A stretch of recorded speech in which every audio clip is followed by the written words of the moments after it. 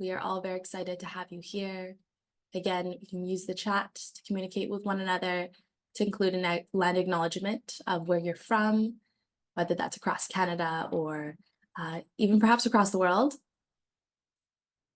I know we're in many different time zones, so thank you for making the time to be here. Wonderful. So let's get started in that case, and we'll let everyone else join us. So the team here at Arthritis Consumer Experts, or we like to call ourselves ACE for short, welcomes everyone to a very special webinar titled Indigenous Ethics and Principles. My name is Ellen, and please allow me to serve as your moderator for today. This webinar will consist of a 45-minute presentation followed by a 15-minute Q&A period. Before we begin, a few kind reminders. First, all participants are muted, cameras are off, so feel free to move, to stretch as you see fit. Secondly, we ask you to use the question box for questions, so those will be answered at the end of the webinar, and the chat box to post comments during the webinar. Next, the content in this session will include topics that some may find triggering or new. Please give yourself the space to step away from your screen and reconnect when you're ready. Lastly, if you experience any technical issues, please use the link provided on screen. Arthritis Consumer Experts and its team members are incredibly grateful, and we would like to honor the land on which we get to learn, which we get to advocate. This is the traditional, ancestral, and unceded territory of the Coast Salish peoples, which we call Vancouver. Namely, this is the land of the Musqueam, the Squamish, and the Tsleil-Waututh nations. And today it is a beautiful temperate rainforest. Gamotan is the inspiration, the visual moral center of the work we're doing at ACE. Gamotan means cleansing as healing. This artwork in the top left-hand corner was commissioned from Indigenous artist Courtney Alexandra Fox from the blood tribe of the Blackfoot Confederacy. Courtney is a woman, a mother, a daughter, a sister, a partner, and a friend. She creatively expresses emotions, thoughts, and connections through various mediums of art. I invite everyone to take a minute to read the rich description of all that the art represents. This description will also be sent to you in a follow-up correspondence. Now, I would like to introduce our distinguished speaker, Dr. Terri-Lynn Fox. Dr. Fox is from the Blood Tribe within the Blackfoot Confederacy. Dr. Fox has a bachelor's degree in psychology, a master's degree in sociology, and a doctoral degree in education. Her dissertation topic was Indian Residential Schools, Perspectives of the Blackfoot Confederacy People, on her research about experiences of survivors from the Blackfoot Confederacy, specifically 6 Indian residential schools. Dr. Fox is both directly and indirectly affected by Indian residential schools. She's the daughter of 2 survivors from an Indian residential school and is a survivor of Indian day schools herself. She's blessed with 4 children and 6 grandchildren. Now, please join me in welcoming Dr. Terri-Lynn Fox. Okay, good morning, everyone. Thank you for joining us today. My Blackfoot name is Epikwekmodaki. Please let Ellen or Anita know if you can't hear or see the screen. And again, share your comments and questions on the chat link there. Today's topic on Indigenous ethics. It's kind of this broad range of values, beliefs that many First Nations people will convey and learn and practice within their own culture, from within the language they speak and their everyday reality. And it's quite exciting to share this. It's quite an honor, and I'm humbled as well. It's a windy, sunny day here in on Blood Tribe within Blackfoot Confederacy. And I'm just happy to be able to share the teachings I've acquired to the audience in turn. So today's topic on Native ethics and principles. That's a broad range to look at. And again, I invite just people to open their hearts, their minds, their knowledge systems, and just think about, ponder as we move forward in this session today. These are universal. Many are not written. Many are spoken through stories, legends within the, intimate encampments and sitting around the fires, listening to those stories and hearing the grandparents, the older members talk about the history, the origin, speak in the language, and share some humorous stories with children and members alike. They come from Mi'kmaq, Cree, Iroquois, or Six Nations, Siksika-Sitapi, the Plains tribes and people long ago. And there's local variations, yet the context of each are quite similar.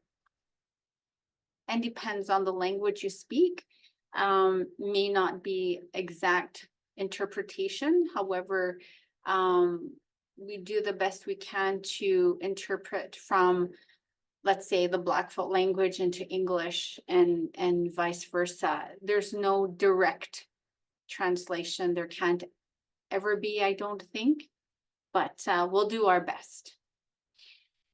So within these ethics and principles, I immerse myself always the best I can within my own culture, within the teachings that I have walked this far with. So my parents, again, are survivors of residential school. Their Blackfoot names are Ihkitsikam Gi Odekemaki.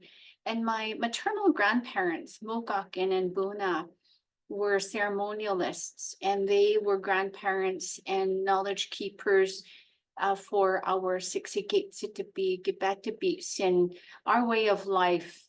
And so I'm part of this lineage, this ancestry, to know the culture, to know the ceremonies, to be immersed in that, but also as an individual that has grown up in this time period where Western thought and theory as part of our survival, in many ways.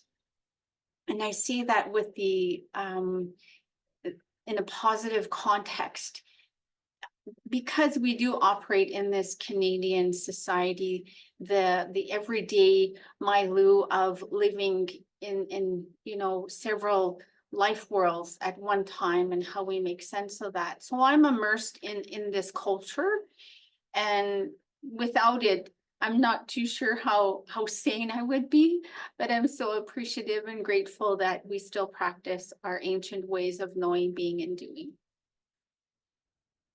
So again, keep in mind, an open mind, how we're moving forward with each concept. So the first one I wanted to share with you is about the ethic of non-interference. And when I provide and facilitate workshops or presentations, even within a sociology classroom setting, I've talked about this ethic of non-interference, and again, keep an open mind that this is from the lens of Indigenous people, First Nations people, and that context. So no Indian will ever tell another Indian what to do. Think about that, long ago, as well as how it is today, how we are today, how we communicate nonverbal communication, how we stand, how we sit, how we walk even. But then when we have verbal communication, our tone, is it kind? Do we have certain, mannerisms that'll convey if we're happy or sad or not, and everything in between. It's considered rude to tell someone what to do. You are thinking with ego if you tell someone what to do. You are thinking of a context of, you should know what I know. So why would you do that? Or why wouldn't you do that, right? So really thinking from the lens of, you should know this. So, for example, and there's many examples, and this really isn't about your parenting style. It could be, but how we rear our children, child rearing, for example, and we'll get into some other ethics, in later slides. But for this one, a really good example I have is when you're driving, riding along, whether you're the passenger or the driver, right? We have this, oh, the backseat driver. Well, in fact, we ought not to have a backseat driver or someone sitting beside us and trying to tell us how to drive the vehicle. Because two things, the driver has to be aware, right? So they gotta be trained and skilled and know the gadgets of the vehicle, the elements to drive carefully and safely for themselves and the passengers. So they got to take charge. The passenger is getting into the vehicle and trusting the driver that they know what they're doing. But if we're trying to interfere and telling them how to drive, how fast to go, how slow to go, when to stop, scaring them, oh, there's someone else. We're actually intruding in on their mindset, how they're staying calm and operating this moving, vehicle. So just think about that. And I've posed this before with students, and they're all like, well, that's what I usually do. That's what my mom does or my dad does, or, but just think about it. Now you'll never not think about it, because we got to trust. We can't tell the driver how to drive because we're not in the driver's seat. We can't necessarily tell someone how to grieve because they're going to grieve their way. We can provide tools that they may incorporate into the processing of losing a loved one, or the loss of a job, or a relationship, right? Or parental separation and how we talk to our children. We can provide tools, but we can't necessarily say you should do it this way because this is how I see it. So that's an example. And I'm open to hearing your comments, even your questions, after the presentation. It would be wonderful to have another discussion on this, but that's one example, and there are many. The next ethic, again, it may, as Ellen mentioned, some of this may be this dissonance. You're not used to hearing these elements, and that's okay. It's just, this is new knowledge coming your way, a new way of perceiving the world, or how do you approach this experience or occurrence. Anger must not be shown. it is in ancient stories. Should you show anger, bad energy will come back to you. And it's in these stories and legends. And this is not about you ought not to show anger or feel anger, but anger is a result of this emotion, this emotion, this emotion, and then we get to this anger part, right? We're disappointed, right? We're frustrated. We don't know how to communicate that. And because we don't know how to communicate it, nothing is changing. And so we might get to that point of anger, which is okay. But how do we handle that within a specific language or culture? Usually we think before we act upon something before we get to that. So in Canadian society, in illness, diagnosis, etc. When we get to that point, how do we channel it? It could mean we haven't been given the skills or taught the skills to express it as healthy as we can. Not showing anger does not necessarily mean you do not reach that point in the feeling spectrum.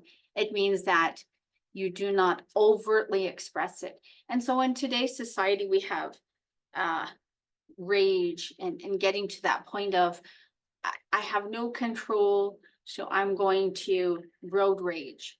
I'm going to do the, graffiti out of rage and many acts of violence, because we don't know how to fully express that which we feel.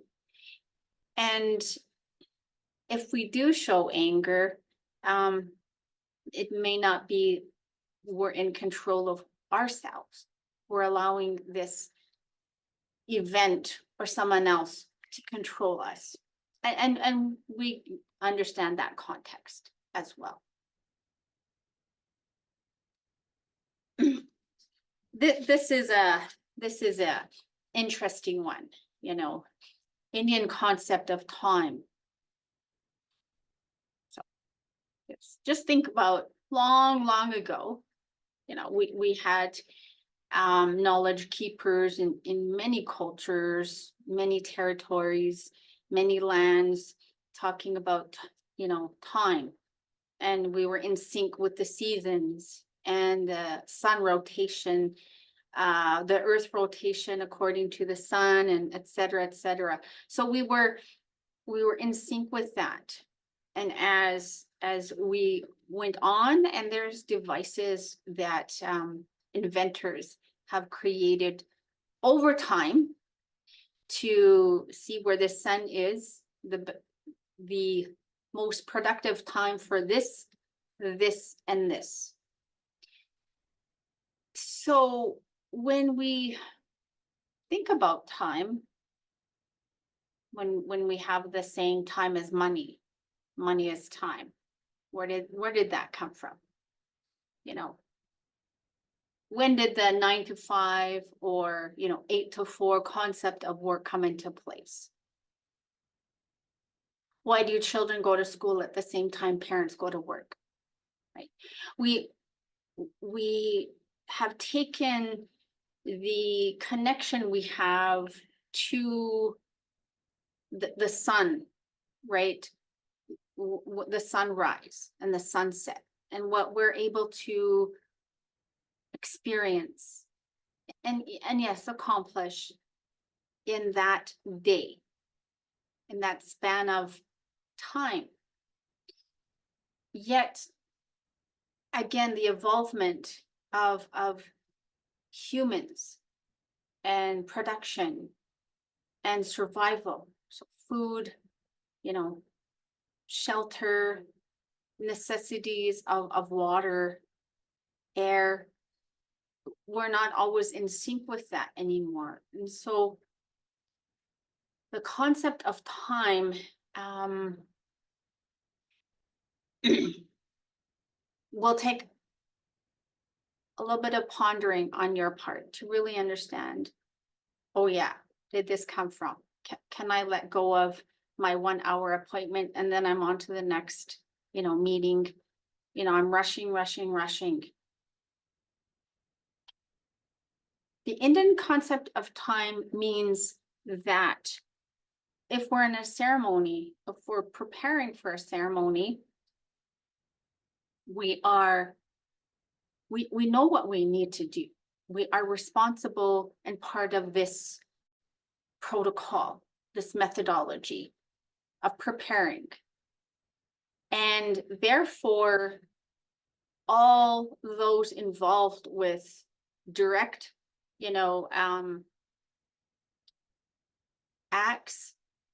action to prepare and, a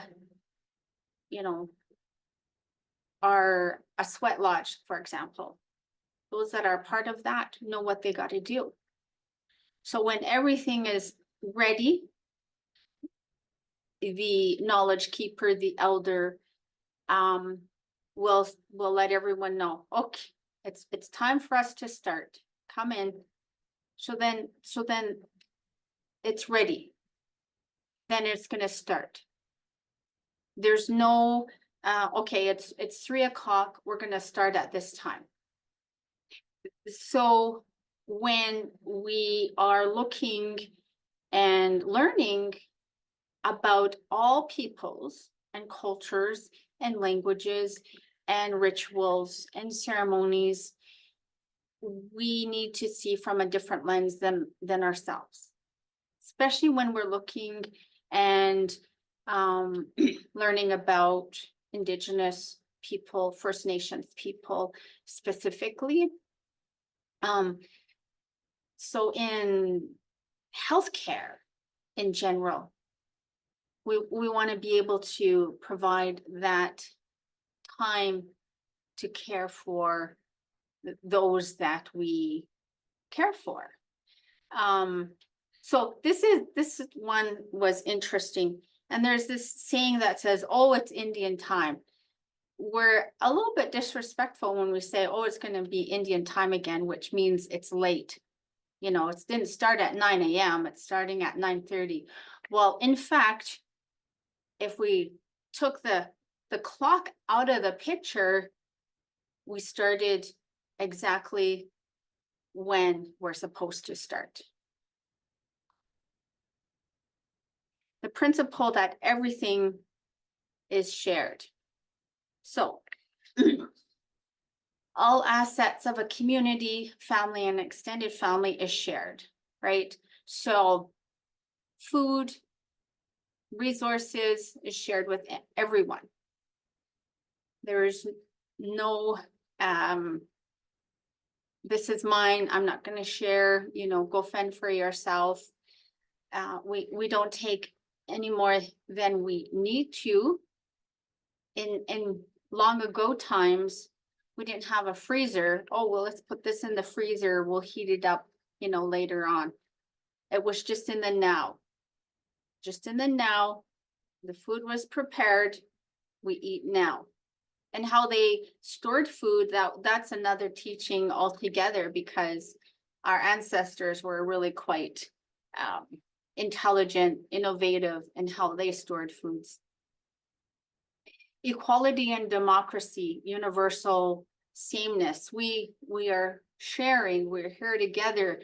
I move forward because the group moves forward. I eat because the group eats. Ceremonies and protocols demonstrate that sharing, generosity, and kindness. Excuse me. And teaching in the discipline of sociology and looking at many cultures, worldwide, and some cultures really are still unscathed by colonization. So the Ubuntu concept is, when there's a group. The story I'm sharing is there's a group of, children, and an anthropologist had come in and put this big basket of fruit down and said, all of you race to that point, and the first one to come back gets this fruit. Wow. These are two perspectives, two ways of seeing this request. So the children all got up together, ran to that point, all ran back, and they sat, and they all shared in their fruit basket. And the anthropologist wanted to understand why is it that, I requested you to race and come back, and the winner received this fruit. And their response is that, we don't understand, we are one. So we all share we all reap the benefits. And that was a teaching. So you look at society today, and I see it on my reserve, I hear stories when the cost of living continues, that inflation from industrialization, capitalist economy, individualistic. Well, this really tugs at the core of many Indigenous people around the world, maybe even at yours as well, because there's a lot of too much inequality, not enough sharing. The attitude of gratitude. So it's today's society, it's rarely shown or verbalized to be grateful. Many people have a difficult time even understanding, well, what exactly does that mean, right? However, one is not rewarded for being a good teacher, doctor, farmer, fisherman, hunter, because in fact, that is what you're supposed to be in today's, reality, today's systems that we operate in. So why are we going to reward or recognize a teacher that's a good teacher, when in fact they're supposed to be a good teacher? And so it challenges us when we have rewards or awards or these special recognition. And I'm not saying don't, I'm just, it's a different perspective on how we approach skill set, those that acquire knowledge, and why they acquire knowledge. It's not for the recognition, it's because I, for example, have chosen to attain a PhD because I chose to, because it was a way out. If I get recognized, that's beyond me. And I still don't know how to, my energy, my soul, I don't know how to just accept that, but I do humbly. But that's not the purpose of why I do what I do. So for our society to then reward or create awards, it's just a different feel. And after today, I hope you walk away with just pondering some of these notions and the applause. the applause we have, when did that start? I don't know when we started clapping. We don't clap in ceremonies when we get our face painted, and or when a baby or toddler receive their name. We don't clap. We don't hold these applauses. At ceremonies, definitely not. At our annual circle camp or Akkogatsen, our yearly come together ceremony, prayer for the whole community, you don't hear people applauding. So just things to think about moving forward. Protocol and methodology.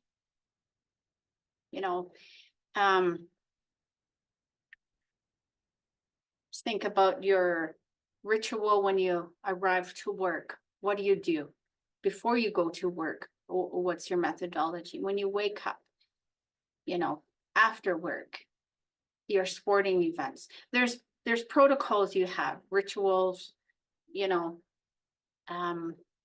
even different religions, we have your protocols. There's a reason why, or several reasons. So ceremonies, your manners, your way of doing things, your strictness, all require process and, this happens first, then this, then this, then this. When you observe that, when you participate in this, you learn it by observing. You learn the language, the song, the chants, the terminology. If it's, I'm going to use Catholic Church. I was baptized Catholic. My dad and my paternal grandparents were all quite devout Catholics. So I have this notion of Catholicism and to be knowledge systems. And so I'm going to compare the two. So going to church, there's this, it's this way on this day, right? And going to a ceremony, it happens like this. And we know it to be true, right? We know it to be true, this process. It's very specific for different nations.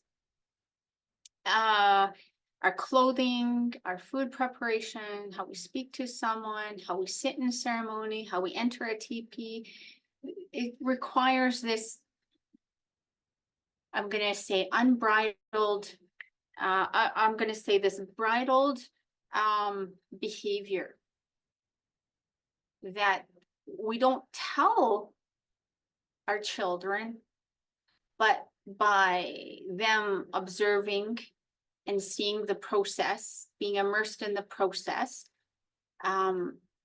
is a guide for discipline, for honor and respect for our culture, our ceremonies, our language systems, and everything that's immersed within that. And if you think about research methodologies, again, it's a process. There's a way that you conduct research as well. Shaping versus modeling, and some have a little bit difficulty understanding this, and there's no right or wrong. It's just another way of seeing the world, and self-awareness, recognizing your own everyday reality. Colonial or white people, the teaching method is shaping. print document sitting in the classroom, I'm telling you what to do. I'm giving you this, so learn it this way. When we look at modeling, we could also incorporate the observing. So there's the individual who, let's say in ceremony, or no, let's say preparing, tanning a hide, preparing buffalo meat and drying it, or preparing ceremonial food. We wouldn't necessarily tell children this is what you do. They would observe, and you would model what to do. And I'm not saying it doesn't happen. I'm just saying that the teaching I received in these ethics and my own understanding from within my culture, the language, and the behaviors that manifest being a Blackfoot woman in this culture is, yes, in fact, it does hold true for me. My mother did not tell me how to make bannock, how to make Saskatoon soup for ceremony. She did not tell me how to make a bed. I observed her. And it's different than when you're in a classroom setting, or you're given this information. Here you go. Make sense of this. As well, you may observe when children dress themselves. Some continuously dress their children, or they're so young, and then you just leave clothes there, and then they start dressing themselves because parents are in a rush today. But if you allow a child to be able to dress themselves, whether it's inside out, or the socks are not on correctly, or what have you, but they're going to dress themselves because they're observing others, right? To be a good hunter, they're observing the older members of a society and how to be a good hunter. And then they're going to be able to do that when they feel they're ready to, right? And we are expected in distinct cultures to be skilled. It's kind of this taken for granted notion, I need to be good at this, right?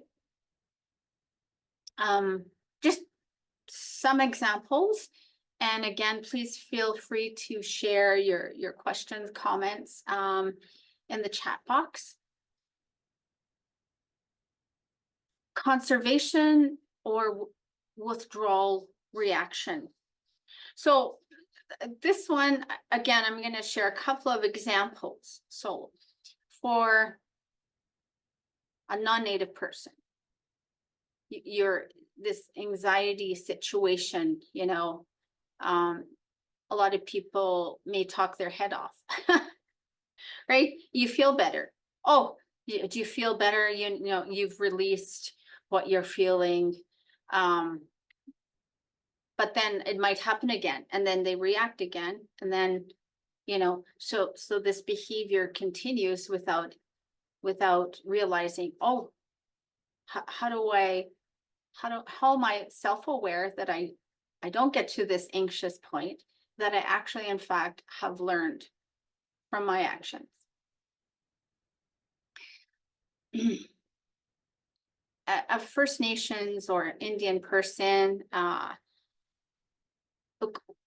is often less talkative because there's teachings within the spoken language, within the stories of our behavior and how we express or not, and from the ethics that we've learned about in previous slides. But if you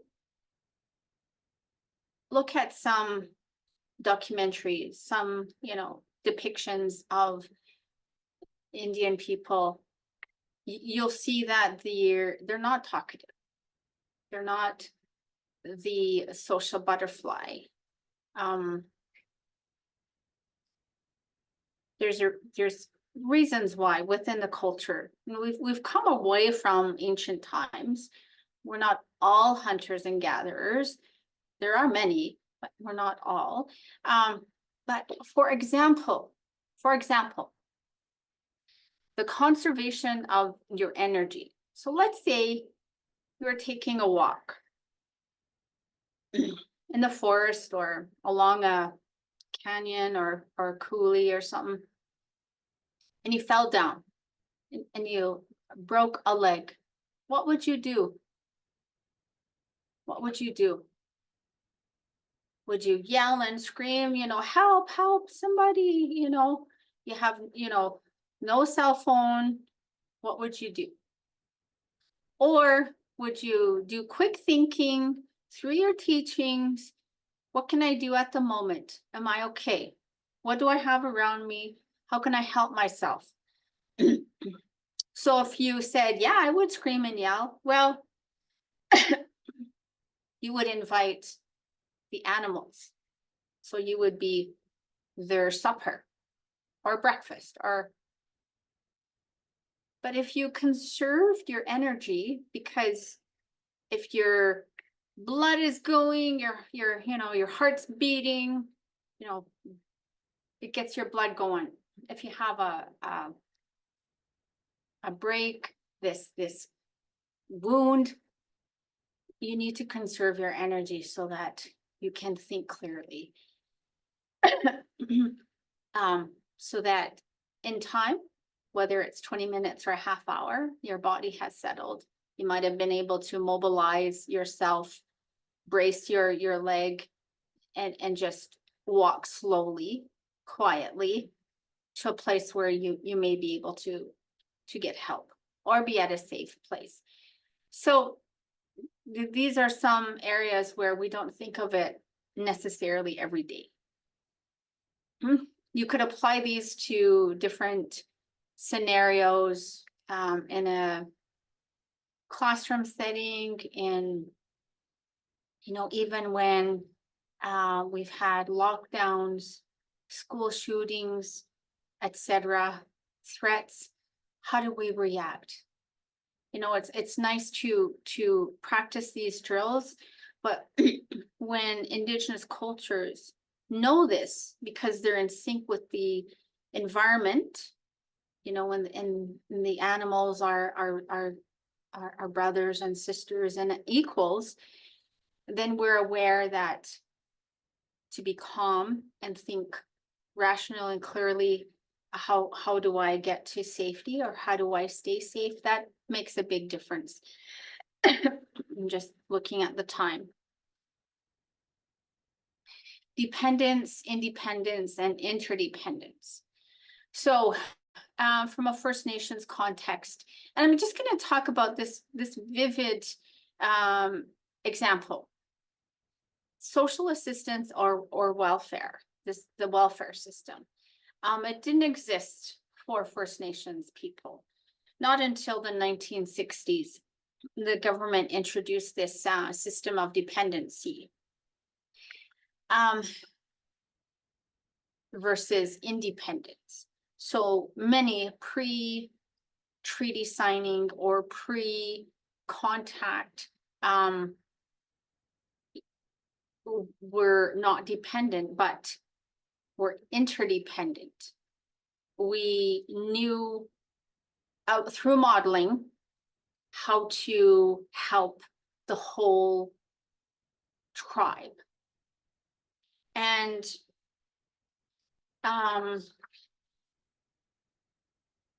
through time, since the introduction of some systems, you will see today the statistics of Indigenous people, the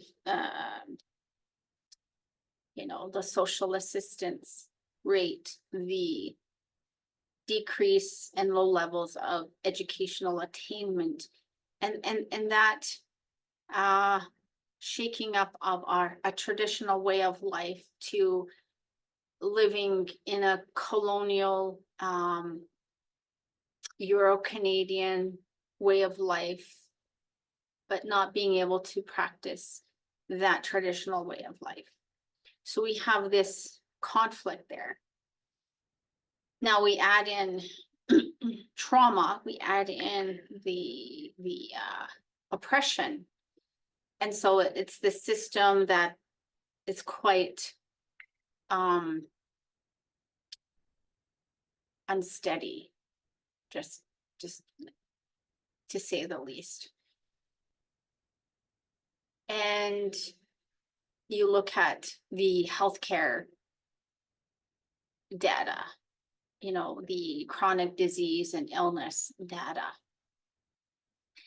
Add in many other elements to that.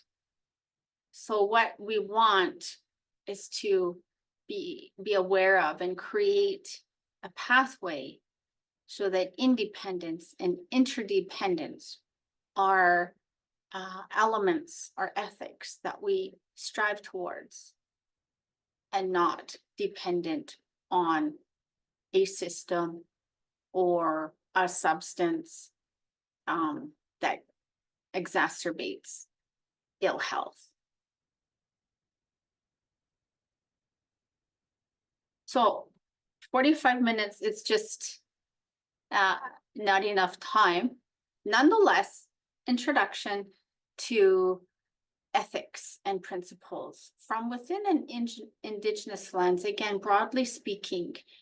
And, as this, my soul recognizes your soul, I honor that which is within you because it's also within me. There's no difference and no distance between us. We are the same. We are one. Very nice saying from within another culture, but it captures everything about our human connection. So I thank you for joining us today. Any questions, comments? Ellen can provide that moderation for us. I just want to wish everyone an amazing day. Thank you.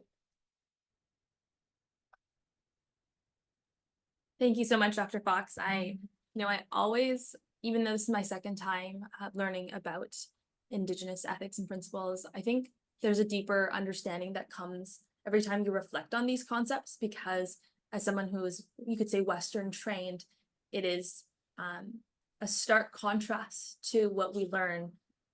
And because it is a stark contrast, you realize that so much of our health system is built on different values, right? It is built on values of interference, right? Being told what to do versus scaffolding development versus non-interference. And thus it's like an entire different paradigm of health, because it's an entire different system of ethics and principles upon which we build that system. So it really starts, getting us thinking about, it's not just a small difference, it's foundationally, conceptually, there's so much for us to learn. And that, this is a great place to start, but it's a complete paradigm shift. So we do have quite a few questions, and I want to start off with a question here in the chat. Dr. Fox, what would be an appropriate use of language or wording to refer to someone who is Indigenous, so to say? This person had noted, for example, you'd use the word like no Indian, and I would love to know that on my end as well. Thank you. So to be respectful for Canadian society to be respectful to Indigenous people and specifically First Nations people. First Nations as categorized by the English and the system we operate in. Then in turn, we would have to know the First Nation throughout Canada. So I'm 60 Gates to be. I'm Blackfoot. I'm from the Blood tribe. I speak Blackfoot. Then again, it's another teaching for non-Indigenous people to know the history. So the word Indian is in the Indian Act. It's not officially out of the Indian Act. So many people still use the word Indian, even though we're not Indians. Many, since, you know, the Constitution, you know, of 1985 were Aboriginal people. Where did that come from? So it depends on the individual who's asking the question or making a statement, and the recipient to understand that difference. And in that ethic, when I say no Indian, I'm saying no one, broadly speaking, no one has the right. Even when you look at, you know, child rearing practices, we can model, we can be kind and tender in how we discipline our children. If we tell them, you can't do this, for many Indian people, it's almost this revisitation of residential school. And then many people, the effects of that were in prisons, you know. So we have to understand that context, who's saying the word and who's receiving. And then how we're going to change that so that we're not different, and that we convey respect and honor no matter what. I hope I hope I answered that question. Thank you, or that Dr. comment. Thank you. I absolutely think you answered it very broadly, but it also gets us thinking, as well as truly like the underlying principle of showing respect, but as well as acknowledging that it's still being used in certain places. Thank you. We have a question here about Indigenous people. Do they share their health issues with one another, and perhaps does it depend? You know what, many Indigenous people in specific tribes, they're close, they'll talk about it. And if they still practice their ancient ways and have their medicines, we'll talk about that. They'll still return to the old ways of health and medicines within. If you're not diagnosed with something, then you don't know. But if you are, I know some individuals in my community, they are very open with their health and wellness. So I think it would just depend on the nation, the language, the connections that individuals still have, and their comfortability with sharing with each other and their healthcare professionals. I hope I answer that question as well. Yes, absolutely, Dr. Fox. Thank you. Can I ask, how do we respectfully communicate and actually encourage engagement of First Nations communities? The importance of, for example, timely events requirements with regards to their health. So kind of, you know, building on the previous question.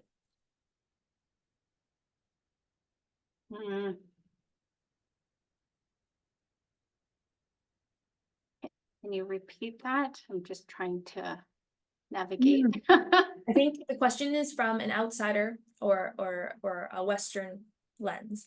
How do we respectfully communicate and encourage engagement of Indigenous communities with regards to their health?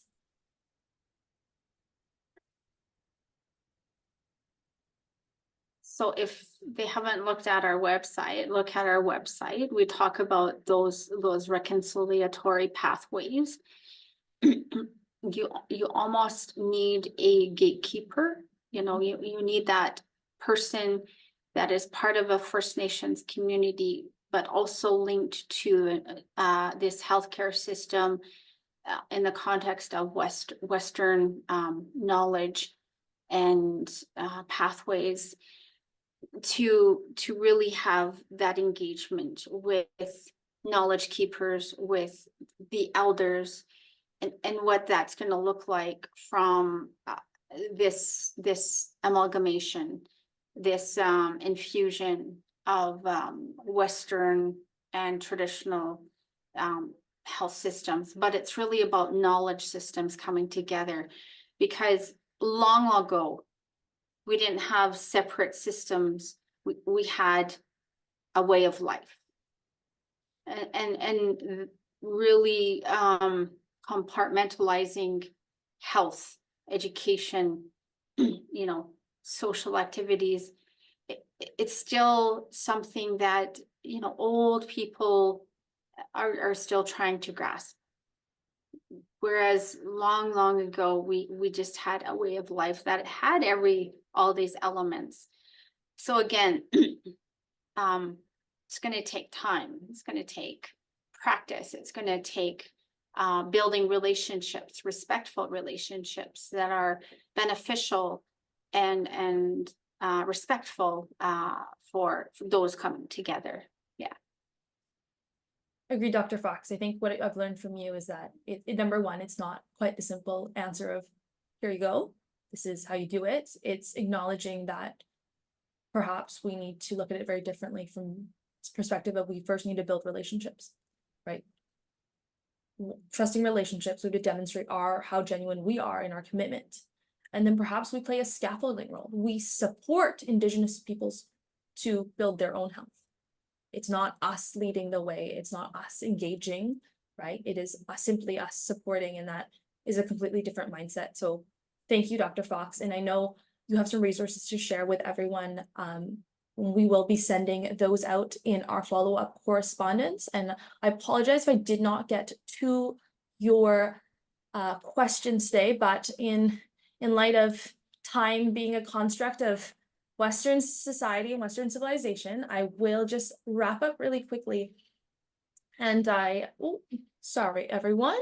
I'm just going to bring us to our last slide here.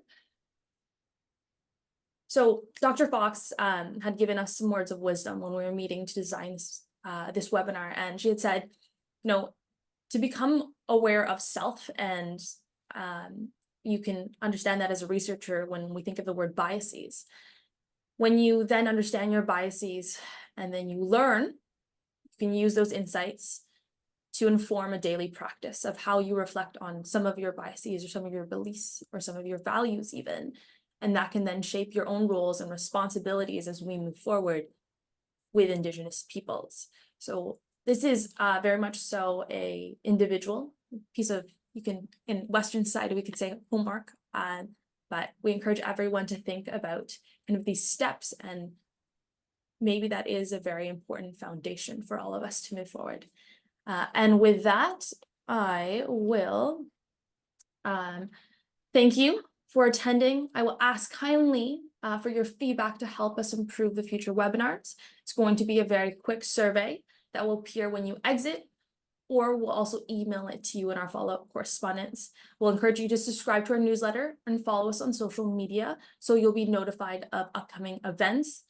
And with that, the ACE team would like to thank the audience for your attention, for your dedication. We'd like to thank Dr. Fox for her time, for her teachings, for her energy, for her. And we look forward to walking with you on the path towards truth and reconciliation. Thank you so much to everyone. Thanks, everyone. Thank you, everyone.